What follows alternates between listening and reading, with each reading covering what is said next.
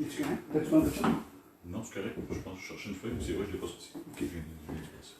Bonjour tout le monde, j'espère que vous allez bien. Je vais prendre juste 2 petites minutes pour attendre que le monde se place. Et nous aussi, ça sera pas long, on revient.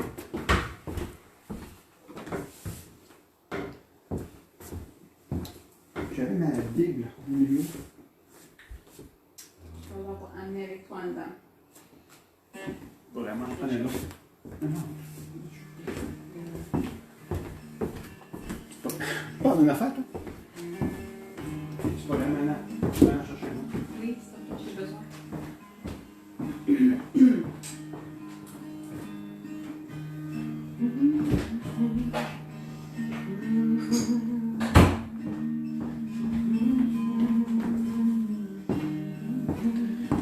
Alors, bonjour tout le monde, j'espère que vous allez bien. Il y a quelques personnes qui commencent à s'ajouter et on prend un temps de louange en famille. On est moi, mon épouse et Serge et vous tous qui nous écoutez.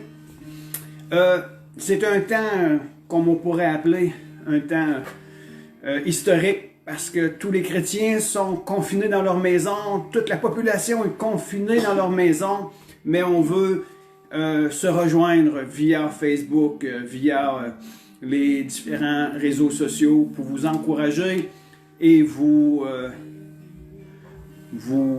démontrer que les chrétiens de toute langue, de toute confession confessent le nom de Jésus aujourd'hui. Ici, je ne sais pas si vous voyez bien. Avant d'aller plus loin, ça c'est une gravure, une photo, pas une photo, une peinture que une de nos amies de la France, Marine Péchin, la fille de Éric Péchin, un de nos amis de la France, avait fait ce tableau. Et quand elle le peignait, j'avais une parole qui venait sur mon cœur. Et je veux vous la partager avant de rentrer dans le temps de louange et d'adoration. C'est le psaume 22, verset 4 qui nous dit ceci. « Pourtant, tu es le Saint, tu sièges au milieu des louanges d'Israël. » On parle que Dieu règne et Dieu siège au milieu de la louange de son peuple. Et j'avais une parole ici. Et elle devient une réalité maintenant. Voici la parole. « Et le feu de Dieu danse sur la louange de son peuple. Et il est dirigé par les passions de leur cœur. Le feu de l'Esprit de Dieu est dirigé vers les endroits les plus froids et isolés, afin que toute la terre soit réchauffée de son amour. Je répète ceci. Le feu de Dieu danse sur la louange de son peuple.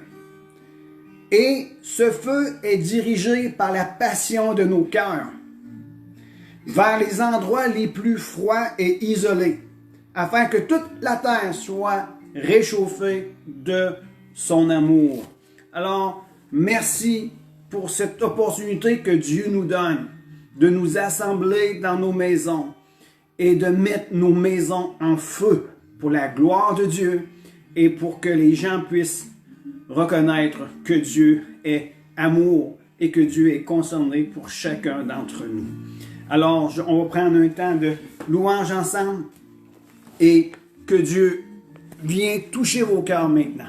Amen. Alléluia. Et avant d'aller plus loin, j'aimerais seulement vous lire ceci. Le psaume 91 nous dit, le verset 1 et 2. « Celui qui demeure sous l'abri du Très-Haut repose à l'ombre de Tout-Puissant. Je dis à l'Éternel, mon refuge et ma forteresse, mon Dieu en qui je me confie. » Nous avons choisi des chants ce matin pour vous soutenir dans ce que nous vivons. Avec le COVID-19, nous savons qu'il y a beaucoup de craintes. Nous savons qu'il y a beaucoup de gens qui ont peur de ce qui va arriver. Mais nous savons que l'Éternel est notre refuge. Et si nous demeurons dans sa présence et près de lui, il va nous aider à passer à travers. Et notre secours est en lui. Nous ne sommes pas les esclaves de la peur, nous sommes les enfants de Dieu. Alors, on va chanter ensemble ces chants-là ce matin. On va demander au Seigneur de toucher son peuple. De toucher son peuple. Alléluia. Merci Seigneur. Alléluia. Merci Jésus. On veut juste continuer dans la prière, donner gloire à Dieu et aussi prier pour chacun d'entre vous. Père éternel, nous te donnons toute la gloire, tout l'honneur. Et nous te demandons, Seigneur, de porter un regard favorable vers nous, vers la population, vers notre communauté, vers notre pays et vers l'humanité. Tourne tes regards vers nous, Seigneur, et reçois ce temps de louange, de prière, de partage comme une offrande agréable. Au nom de Jésus, Père, glorifie-toi.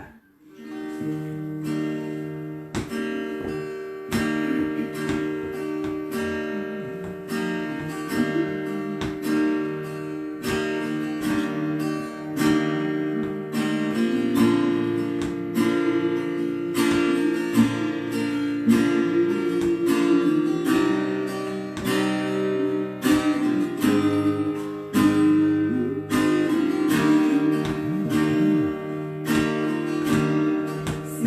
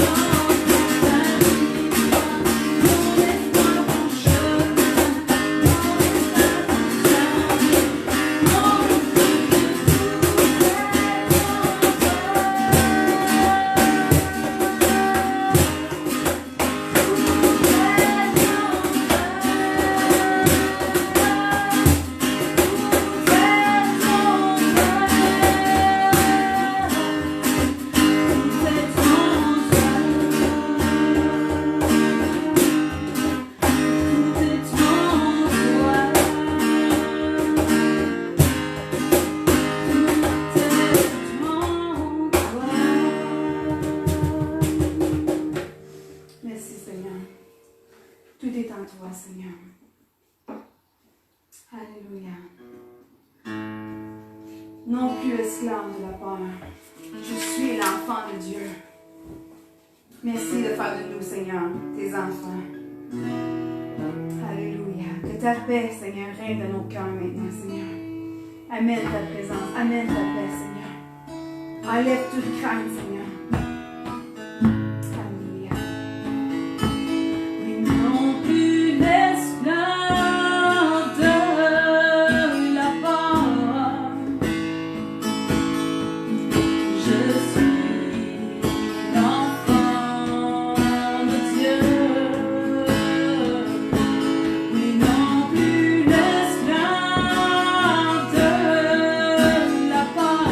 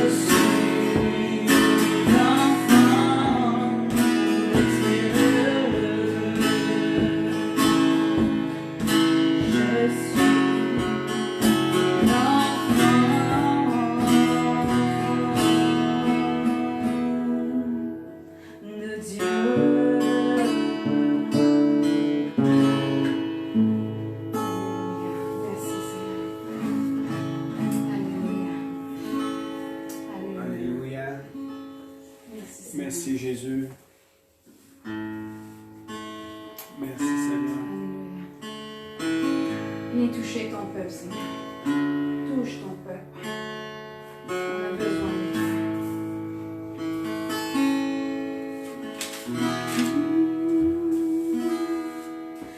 Que ta sagesse, ta puissance, ton immense compassion vienne sur nous comme un fleuve aujourd'hui.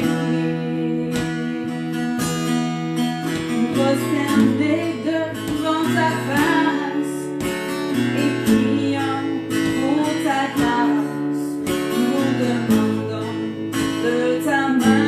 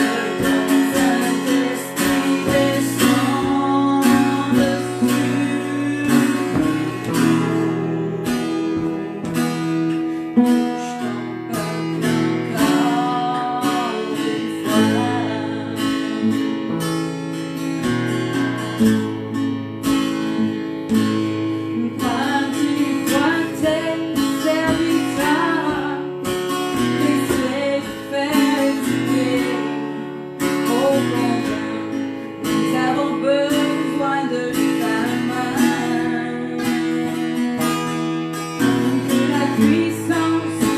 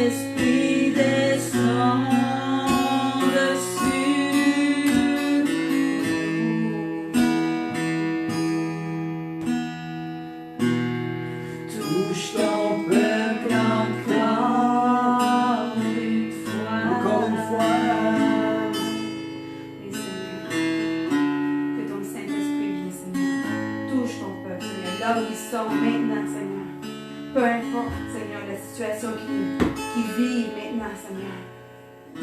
Va, Seigneur, et rejoins là où ils sont, Seigneur Jésus. Touche-les, amène le réconfort, Seigneur. Amène ta paix, amène ta joie, Seigneur. Couvre-leur, Seigneur, de tes ailes. Que ta présence les enveloppe, Seigneur Jésus. Que ton nom, amour, Seigneur Jésus, vienne les entourer, Seigneur. Merci, Seigneur Jésus. Merci. Alléluia. Alléluia. Merci, Jésus. Alléluia. Alléluia. Merci, Jésus. Alléluia. Alléluia. Alléluia. On va se déplacer juste un petit peu ici. Pardonnez-moi le gros plan que j'ai. Je veux me déplacer ici pour qu'on puisse partager ce que l'enseignement d'exhortation que je veux vous apporter à vous tous aujourd'hui. Avant tout, il y a des journées de prière mondiale qui est prévue.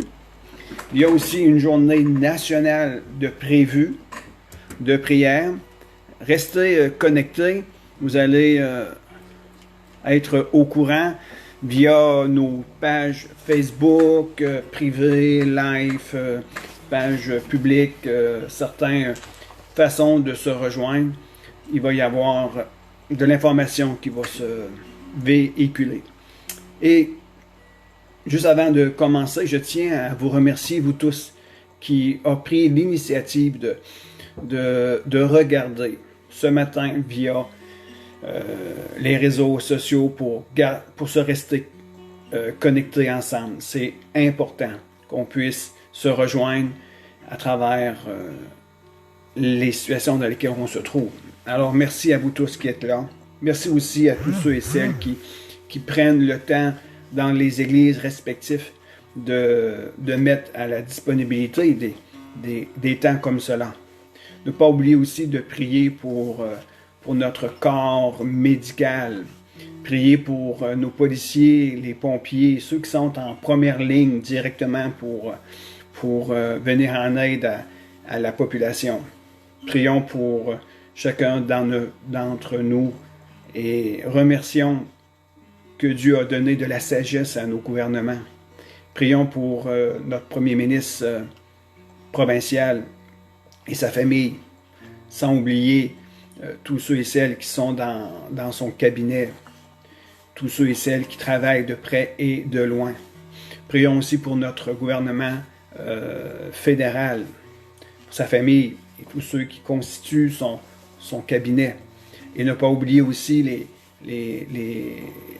ceux qui travaillent pour nous à la ville, à la MRC. Prions aussi pour eux. Amen. Alors, je veux partager avec vous, en premier lieu, le psaume 23. Je vais prendre ma Bible. Peux-tu m'amener ma Bible? Ma chérie, je trouve que le psaume 23 est approprié pour aujourd'hui, maintenant. Peux-tu amener mes lunettes aussi? Excuse-moi, ma chérie. Merci. Merci, mon petit cœur d'amour. Le psaume 23. Mais avant toute chose, selon ma coutume, j'ai la carte ici, que je vais ouvrir juste à côté de moi, pour se rappeler que nous devons aussi prier pour la Gaspésie, les îles et le nord du Nouveau-Brunswick. J'ai comme mandat, en tant qu'Église, de prier pour la population de la Gaspésie, les îles et le nord du Nouveau-Brunswick. C'est notre engagement que nous avons envers ce grand territoire. Et aussi une alliance de prière que j'ai faite, moi et ma famille, et que je vous ai aussi invité, à ce qu'on puisse prendre une alliance de prière envers la population. Maintenant, je vais lire le psaume 23. L'Éternel est mon berger, je ne manquerai de rien. Il me fait reposer dans de verts pâturages. Il me dirige près des eaux paisibles. Il restaure mon âme. Il me conduit dans les sentiers de la justice, à cause de son nom. Quand je marche dans la vallée de l'ombre de la mort, je ne crains aucun mal, car tu es avec moi. Il y a une alliance. Dieu a une alliance avec son peuple. Ta houlette et ton bâton, voilà mon réconfort. Tu dresses devant moi une table, en face de mes adversaires. Tu oins d'huile ma tête, et ma coupe déborde. Oui, le bonheur et la grâce m'accompagneront tous les jours de ma vie. Et je reviendrai dans la maison de l'Éternel pour la durée de mes jours. Alors je vous encourage à confesser et à déclarer de votre bouche le psaume 23, ainsi que le psaume 91. C'est vraiment des excellentes lectures pour se garder nos cœurs en Christ Jésus. Maintenant, je veux partager avec vous quelques petites choses que Dieu a mis sur mon cœur. Et ça concerne que nous avons une alliance avec Dieu et une responsabilité envers les hommes. Je vous ai lu le psaume 23 et je veux vous entretenir tout simplement dans toute la tranquillité de nos demeures, en prenant un café pour certains, d'autres en prenant un jus, mais soyons relax ce matin et profitons de cette opportunité qui nous est offerte. Donc, je reviens. Le message, c'est que nous avons une alliance avec Dieu et aussi une responsabilité envers les hommes. Ce matin, je ne ferai pas l'explication détaillée de l'alliance de Dieu envers son peuple, mais je veux simplement apporter une explication simple, mais puissante et vitale. Et vous encourager que cela devienne pour vous une déclaration de foi dans vos rapports avec vos familles, parents et amis, afin de leur procurer espoir, courage et confiance, dans le fait que Dieu est amour et il est concerné pour tous. Actuellement, on s'entend tous à ce propos que nous avons besoin d'être rassurés, d'être encouragés au milieu de l'adversité que nous vivons à l'heure actuelle. Et j'aimerais vous dire ceci, que la solution est venue avant le problème. Il suffit seulement de le reconnaître et de croire cela. Certaines personnes me diront probablement qu'il y a une solution, mais la solution est à venir. Pour le problème naturel, pour la guérison ou pour un soulagement en ce qui concerne le COVID-19, oui, c'est vrai. Le corps médical et le corps scientifique est sur le point de mettre en œuvre un remède. Mais là où ce que je veux attirer votre attention, c'est que la solution a été prévue bien avant le problème. Je veux vous lire un texte ici pour que je puisse être appuyé par la déclaration de la parole de Dieu. C'est dans 1 Pierre 1, verset 19. 1 Pierre 1, verset 19, pour ceux qui prennent des notes. Mais par le sang précieux de Christ, comme d'un agneau sans défaut et sans tache, prédestiné avant la fondation du monde et manifesté à la fin des temps, à cause de vous, qui par lui croyez en Dieu, lequel l'a ressuscité des morts et lui a donné la gloire, en sorte que votre foi et votre espérance reposent sur Dieu. Ici, nous voyons la solution prévue par Dieu. Le verset nous dit que Dieu avait déterminé bien avant la fondation de ce monde la rédemption par le sacrifice de Jésus, par sa mort sur la croix.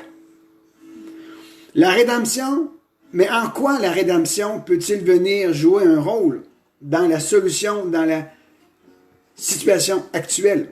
En quoi la rédemption peut-elle venir jouer un rôle dans la situation actuelle? Laissez-moi vous présenter un autre texte du prophète Ésaïe, dans Ésaïe 53, versets 3 à 5. Je veux simplement ici vous expliquer qu'il y a déjà une solution prévue pour l'humanité. Le verset 3 nous dit dans Ésaïe 53, « Méprisé et délaissé par les hommes, homme de douleur, habitué à la souffrance. » Il était pareil à celui face auquel on détourne la tête. Nous l'avons méprisé, nous n'avons fait aucun cas de lui. Verset 4. Pourtant, ce sont nos souffrances. Ce sont quoi nos souffrances qu'il a portées? C'est de nos douleurs qu'il s'est chargé. Et nous l'avons considéré comme puni, frappé par Dieu et humilié. Mais lui, il était blessé à cause de nos transgressions, brisé à cause de nos fautes. La punition qui nous donne la paix est tombée sur lui, sur cet homme. Et c'est par ces blessures que nous sommes guéris. Wow, c'est super encourageant ça. Dieu a la solution en toutes choses. Et de qui parlons-nous ici? Nous parlons de Jésus-Christ. Et la Bible nous enseigne que bien avant la fondation du monde, Dieu, dans l'éternité et dans sa souveraineté, avait pris une décision parce qu'il savait, Dieu sait toutes choses. Il savait qu'un jour, lorsqu'il mettrait en place sa création, et en créant l'homme et la femme, il savait que l'homme aurait désobéi ou que l'homme serait dans une situation de difficulté.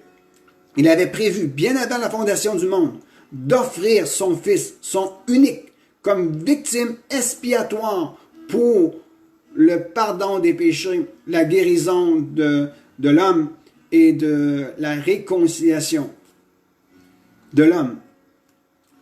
Alors, nous voyons dans Ésaïe cette chose extraordinaire, l'œuvre de Jésus-Christ à la croix. Dans Matthieu 26, verset 28, ça nous dit ceci, et là je rentre dans le vif de mon sujet.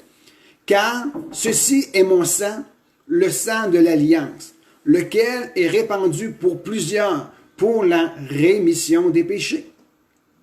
Alors, nous voyons ici ce que le prophète Ésaïe avait fait mention dans Ésaïe 53, et il y a d'autres textes qui font mention de la mort, de la souffrance et de la résurrection de Jésus-Christ d'entre les morts comme étant la solution pour l'humanité. Nous savons que par le sang, par la mort de Jésus-Christ, Jésus a scellé, a établi une alliance, une nouvelle alliance entre Dieu et les hommes. Et cette alliance était la grâce. La grâce qui était disponible pour chacun d'entre nous. En Jésus, nous trouvons grâce devant Dieu, la guérison et le pardon des péchés, ainsi que la victoire en toutes choses. N'est-ce pas merveilleux de savoir que nous avons une alliance avec Dieu, indépendamment de ce qui vient contre toi, contre nous?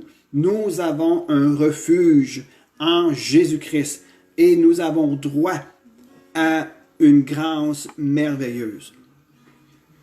Qu'est-ce que cette grâce? Cette grâce qui nous est à travers cette grâce merveilleuse apportée. Aussi, à travers le sacrifice de Jésus-Christ sur lequel repose notre alliance avec Dieu, elle nous apporte la guérison. Qu'est-ce que la guérison? La guérison, c'est le rétablissement. C'est un soulagement. C'est un calme et encore davantage. Elle apporte aussi le pardon. Qu'est-ce que le pardon fait aujourd'hui dans la situation dans laquelle on se trouve? Le pardon nous accorde la paix avec Dieu. et nous donne un accès à son royaume et à la vie éternelle. Et le pardon nous apporte quoi? Je me répète, la paix. La paix au milieu de cette situation. Cette situation qui nous amène à être perturbés dans nos émotions, à être perturbés dans notre âme. Mais le savoir que nous sommes pardonnés par le sacrifice de Jésus-Christ à la croix et qui nous a offert le pardon, cela nous amène la paix dans notre âme. Je continue ici à lire 2 petits contextes et on va continuer à développer le sujet. Mais avant d'aller plus loin, nous avons et tu as possibilité pour toi, tu as la possibilité pour toi, pour ta famille, de rentrer en alliance avec Dieu, d'obtenir le pardon, d'obtenir la guérison, d'obtenir la grâce. Je continue ici. Dans Jean 10, versets 9 à 10, Jésus dit ceci: « Moi, je suis la porte. Si quelqu'un entre par moi, il sera sauvé. Il entrera et sortira et trouvera des pâturages. » Trouvera des pâturages, qu'est-ce que cela veut dire? Trouvera de la nourriture. Il peut être, malgré tout, dans des temps difficiles, être rencontré dans ses besoins. Le verset 10. « Le voleur ne vient que pour voler et tuer et détruire. Moi, je suis venu afin que le brebis ait la vie et l'ait en abondance. » Moi, je suis le bon berger. Le bon berger donne sa vie pour ses brebis. Lorsque Jésus a donné sa vie, il l'a donné pour quiconque croirait en lui et quiconque reconnaîtrait qu'il aurait besoin de lui. Jésus est venu donner sa vie et en donnant sa vie, il nous met en alliance avec Dieu, avec le Dieu d'éternité en éternité. Maintenant, je vous lis le verset du chapitre Romains, du chapitre 10 du livre de Romains, versets 9 à 10.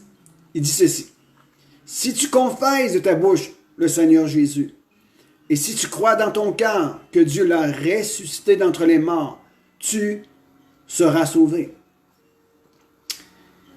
Car en croyant du cœur, on parvient à la justice, et en confessant de la bouche, on parvient au salut. Selon ce que dit l'Écriture, quiconque croit en lui ne sera pas confus. Quiconque croit en Jésus ne sera pas confus. Si tu confesses, si tu déclares la guérison et tout ce dont tu as besoin, ainsi que la vie éternelle. Alors, maintenant, voici. Il nous faut reconnaître notre besoin de lui. Se reconnaître perdu sans lui. Reconnaître que Jésus est la solution. Je vous ai simplement ici parlé. OK, voilà, c'est repris. J'espère que vous êtes encore là. J'ai eu un bug avec notre Wi-Fi. Je pense qu'il y a tellement de personnes qui sont sur les Wi-Fi aujourd'hui qu'il peut y avoir quelques difficultés. Bref, je veux reprendre. Là où j'étais en train de vous parler, c'est que il faut nous reconnaître. Il faut reconnaître notre besoin de lui. Reconnaître que nous sommes perdus sans lui. Reconnaître que Jésus est la solution. Mon objectif premier était de vous faire prendre conscience et de croire que la solution a été donnée et apportée avant le problème. Alors, pour nous, croyants, nous devons toujours revenir à lui, dans une bonne attitude de cœur. À l'heure actuelle, nous qui croyons, nous devons revenir à Dieu. Le message et la solution dans toute l'histoire du peuple d'Israël, dans toute l'histoire biblique, c'était que le peuple devait revenir à l'Éternel. Je vous encourage fortement à revenir à l'Éternel. Aussi, pour celui et celle qui ne connaît pas encore Jésus comme sauveur et Seigneur personnel, à travers l'expérience de la nouvelle naissance. Il faut tout simplement reconnaître votre besoin de Dieu. Reconnaître que vous êtes pécheur, comme nous avons reconnu un jour que nous étions pécheurs, et de recevoir Jésus-Christ dans votre propre vie. Alors, s'il y a des gens qui me regardent et qui me regardera dans le futur, dans la journée ou demain, ou la semaine prochaine, je ne sais pas, vous devez vous reconnaître. Si vous n'avez pas fait l'expérience de recevoir Jésus-Christ comme votre sauveur personnel, de passer de la mort à la vie, d'expérimenter la nouvelle naissance, je vous invite maintenant à recevoir Jésus-Christ dans votre cœur comme sauveur et faire de ce sauveur votre Seigneur. Seigneur Jésus, je reconnais que j'ai besoin de toi dans ma vie. Je te reçois comme mon sauveur personnel. Pardonne-moi, sauve-moi, amène-moi dans l'alliance avec le Dieu d'éternité. Et je te reçois et je te remercie d'avoir été sur la croix pour le pardon de mes péchés et de me donner l'opportunité d'être guéri. Je te reçois, je confesse de ma bouche que tu es mon Seigneur et que Dieu t'a ressuscité d'entre les morts. Je te reçois dans mon cœur. Recevez Jésus. Recevez Jésus pour vous-même, personnellement. Et découvrez à travers la Bible que Jésus est merveilleux. Il est bon et il t'aime. Il est concerné pour toi. On va aller un petit peu plus loin maintenant. Nous avons en Jésus-Christ, comme j'ai dit tantôt, une alliance avec Dieu. Et par Jésus, nous avons une responsabilité envers tous. Je vais vous décrire ici d'une façon simple en quoi consiste notre responsabilité. Non pas que vous ne la connaissez pas, mais c'est comme un rappel et même seulement pour nous encourager et nous exhorter et faire en sorte que le monde puisse savoir que notre entourage ainsi que notre communauté puisse reconnaître que nous, en tant que chrétiens, en tant que disciples et croyants en Jésus-Christ, nous sommes de leur côté. Nous sommes concernés pour eux et nous sommes disponibles pour eux. C'est ce que nous voulons, c'est leur bien-être. Nous désirons le bien-être de tous et de chacun. Je pense que le corps chrétien doit se revêtir d'humilité, se revêtir d'amour et de compréhension, et que les gens puissent avoir une nouvelle façon de nous regarder, nous comme étant les disciples de Jésus-Christ, que nous sommes concernés pour eux et que nous prenons nos responsabilités. Dans 2 Corinthiens 5, verset 11, je fais juste lire ici. Ainsi donc, puisque nous savons ce qu'est la crainte du Seigneur, nous cherchons à convaincre les hommes. Quant à Dieu, il nous connaît. Et j'espère que dans votre conscience, vous nous connaissez aussi. Ici, c'est un appel à l'éveil de la conscience et de notre responsabilité. Nous n'allons pas de nouveau nous recommander nous-mêmes auprès de vous, mais nous voulons vous donner l'occasion de vous montrer fiers à notre sujet, afin que vous puissiez répondre à ceux qui mettent leur fierté dans les apparences et non dans ce qui révèle le cœur. Nous voulons être des personnes de cœur. Nous voulons être des personnes qui est motivée par l'amour de Dieu envers son prochain. En effet, si nous avons fait preuve de folie, c'était pour Dieu.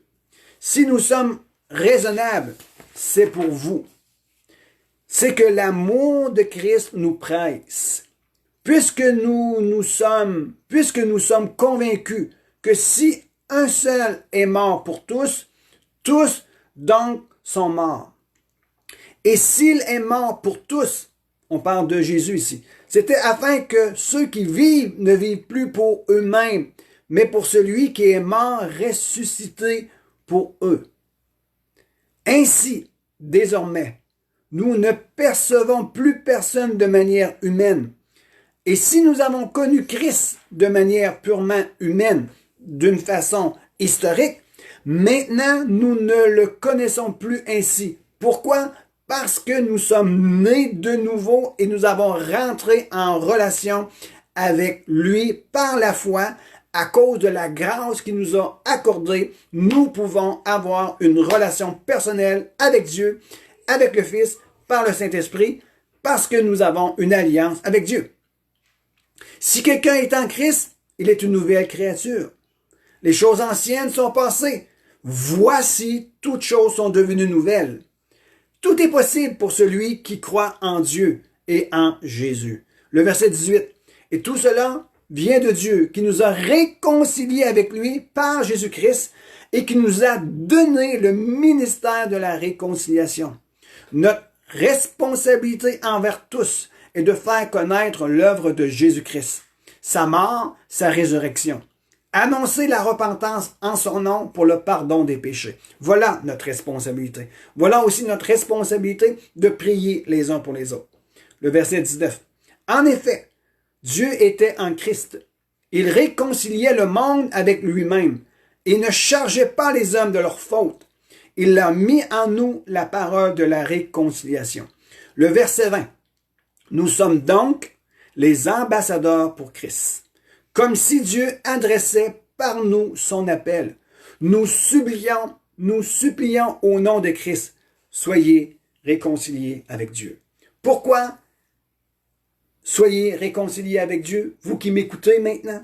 C'est parce que il y a une alliance de Dieu envers son peuple.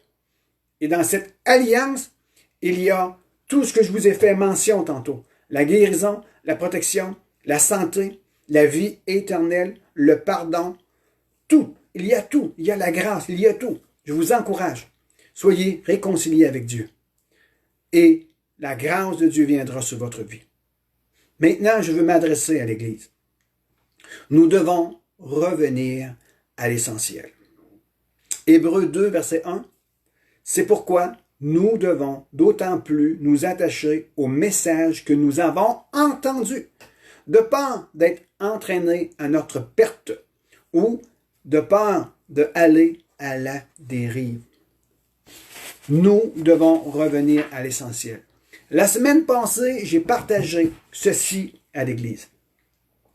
Dans les évangiles et dans les premiers chapitres des Actes, il nous est rapporté ceci. Il y a 2 grands commandements basés sur l'amour. Il y a une grande commission, priorité les autres. 2 directions relationnelles, une vers Dieu et l'autre vers son prochain. Il y a 2 dimensions à la prière, personnel et collectif. 2 points majeurs dans le message de l'Évangile, la repentance et le pardon des péchés.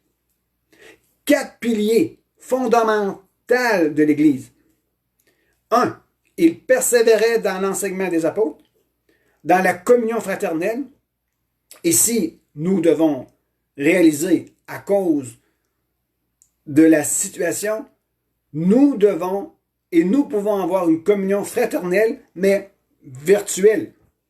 Nous devons rester connectés ensemble par les moyens qui nous sont mis à notre disposition. Le 3e pilier, c'est dans la fraction du pain. Et la 4e, dans les prières. Persévérer dans l'enseignement des apôtres, communion fraternelle, la fraction du pain et la prière. 4 piliers importants aujourd'hui que nous devons reconsidérer d'une façon nouvelle à cause de la situation dans laquelle on se trouve. Maintenant, nous devons mettre en place, tout en respectant les consignes et directives de nos dirigeants gouvernementaux, nous devons mettre en place des stratégies. Premièrement, en étant basés sur les 4 piliers que je vous ai fait mention ici. Premièrement, nous devons persévérer dans notre relation et dans notre vie chrétienne, sans se relâcher. Matthieu 6,6 devient de plus en plus important. Qui dit que toi, quand tu pries, rentre dans ta chambre, ferme la porte derrière toi. Le Père dans le secret te verra et te le rendra. Nous devons mettre en place, en famille, des temps de qualité autour de conversations bibliques, de se fortifier. Restons en famille. Le deuxième recommandation, c'est que nous devons rester connectés via les outils tels que téléphone maison, cellulaire, Facebook, Messenger et autres moyens. Ne perdons pas contact les uns envers les autres. Ce qui est important et de faire attention, c'est ce que vous regardez et écoutez. Usez de sagesse. J'aimerais aussi vous dire ceci. Étant donné que nous sommes privés de la communion fraternelle physique, il se peut que nous serions tentés de se relâcher. Mes frères et sœurs, c'est un temps d'exception aujourd'hui. Nous sommes appelés à mettre en pratique ce que nous avons déjà entendu, de peur d'aller à la dérive. Nous devons persévérer. Notre vie spirituelle ne repose pas sur un enseignement vidéo. Notre vie spirituelle ne dépendait pas de nos rencontres du dimanche matin. Notre vie spirituelle dépend de notre relation avec le Seigneur Jésus-Christ, avec le Père par le Saint-Esprit. Nous devons développer et se fortifier. Jacques nous a dit dans sa parole, dans son épître, édifiez-vous vous-même sur votre très sainte foi.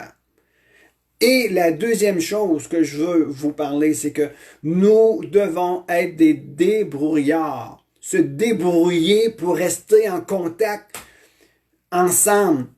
Nous sommes des êtres relationnels. Ne soyons pas renfermés et se fermer complètement au contact. Prenons les contacts virtuels. Prions les uns pour les autres par le téléphone. Appelons-nous les uns les autres. Regardez les Facebook, mais sélectionnez ce que vous allez regarder, ce que vous allez entendre. C'est très important. Troisième recommandation. Prenez des repas en famille. Quand je parle en famille, c'est avec vos enfants, en couple, dans votre maisonnée. Prenez des temps ensemble. Prenez des repas ensemble. Faites le repas ensemble. Partagez ce qui se passe dans vos cœurs. Partagez vos craintes, vos doutes, vos questionnements. Prenez le repas comme étant un moyen de se rapprocher. Les couples doivent se rapprocher. Les enfants avec les parents doivent se rapprocher. Les parents avec leurs enfants doivent se rapprocher. Et commencer à parler ensemble de qu'est-ce qui se passe. Nous devons prier les uns pour les autres. Et aussi, prenez la Sainte Seine ensemble, dans vos maisons. Prenez la Sainte Seine.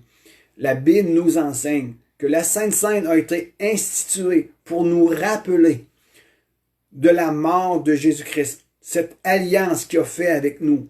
Et dans la Sainte Seine, ça nous fait garder en contact avec notre Dieu d'éternité en éternité, et c'est bon pour notre esprit, c'est bon pour notre foi, c'est bon pour notre relation entre familles. La dernière recommandation que je veux partager avec vous, c'est que prenez des temps de prière, prenez des temps personnels de prière, en laissant Dieu vous parler dans votre cœur, en laissant Dieu apporter des guérisons, et laissez Dieu faire ce qui doit être fait pour votre vie personnelle. Vous fortifiez, louez Dieu, déclarez ce que les promesses de Dieu sont pour vous. Aussi, nous devons apprendre à prier en couple. Je disais récemment que l'Église va comme les couples sont. La famille se porterait bien selon la mesure que le couple est. L'époux, l'épouse doit devenir un. Doit devenir un. Retrouvez-vous en couple. Priez ensemble. Faites-vous du bien ensemble. Avec vos enfants, déterminez des temps de qualité ensemble. Priez pour vos enfants. Bénissez-les. Prenez un temps de qualité. Et je terminerai sur ceci en ce qui concerne la prière. Prenez une alliance de prière en faveur de votre communauté. Vous, dans vos maisons, prenez cette alliance de prière. Dieu a une alliance avec son peuple et nous devons avoir une alliance avec le peuple. L'alliance de la prière. Une alliance de prière envers notre communauté. Tel un signe devant Dieu et devant tous et chacun dans la maison, afin que les gens puissent voir et entendre. Les chrétiens se sont levés aujourd'hui et ils prient pour nous. Nous devons être un témoignage d'amour pour notre pays. Et une des façons est la suivante. Fléchir les genoux dans nos salons. Fléchir genoux dans nos maisons. Et prier en faveur de notre pays. Louer Dieu. Adorer Dieu. Élevez vos familles devant Dieu dans vos temps de prière. Ayez une alliance de prière avec Dieu en faveur des hommes. Je termine ici. Je vous encourage fortement à prendre ces temps de qualité pour vous adresser avec votre famille, votre épouse, votre époux, vos enfants, à vous adresser à Dieu et à vous retrouver un petit peu. Que Dieu puisse vous bénir, que Dieu puisse vous garder, que Dieu puisse vous consoler, que Dieu puisse venir mettre la paix dans vos maisons.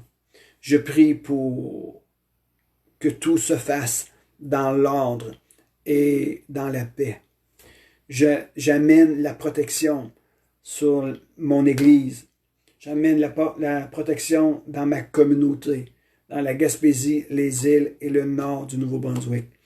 Et nous allons nous connecter avec les réseaux sociaux pour garder contact avec vous, garder contact avec la réalité de ce monde, tout en ayant un cœur bien disposé dans la présence de Dieu et prier en faveur de tous et de chacun. Père éternel, tous ceux et celles qui ont des besoins, puisses-tu venir les visiter, puisses-tu venir les rencontrer là où ils sont maintenant. Que Dieu puisse vous bénir en abondance. Nous sommes des enfants de Dieu avec une alliance envers vous, tout comme Dieu a une alliance avec toi et avec moi à travers le sacrifice de Jésus-Christ à la croix. Soyez bénis et à la prochaine. Et n'hésitez pas, vous pouvez envoyer sur Messenger, sur ma page privée, des requêtes de prière, n'hésitez pas à rentrer en contact avec nous. Si vous avez des besoins, nous allons les élever et nous allons prendre un temps pour prier pour vous. Ou tout simplement, si vous voulez échanger avec nous, il nous fera plaisir de prendre du temps avec vous. Que Dieu vous bénisse.